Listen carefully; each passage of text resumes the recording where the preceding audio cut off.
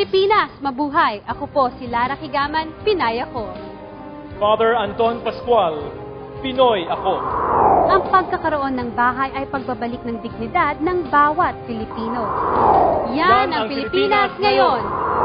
Ang pag-alis namin sa North Triangle, Quezon City ay isang napakagandang pangyayari. Ngayon, may sarili na kaming bahay na pinagsisikapan na bayaran dahil amin na to. May batas ding ipinatupad upang maproteksyonan ang mga nangungupahan sa di makatarungang pagtaas ng renta. Maliit lang ang renta na itinaas namin kaya may pandagdag tuition na ako.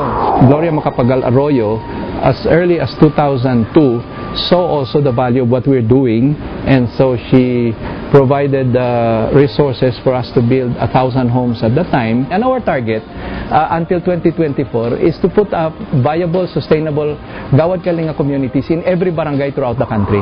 Matagal na namin pinangarap na magkaroon ng sariling bahay at lupa. Sa wakas, natupad rin. We bring down interest rates to as low as 6-7%. We made the housing loan more affordable to housing loan borrowers. Pag-ibig was also to reduce housing loan requirements. Nung una, I think umaabot ng mga 27 yung housing loan requirements. Ngayon, na-reduce na namin into 14. Mas masarap ang pakiramdam kung ang bahay mo ay masasabi mong iyo. Kung kaya namin, kaya niya. Yan ang Pilipino, kaya natin sa Pilipinas ngayon!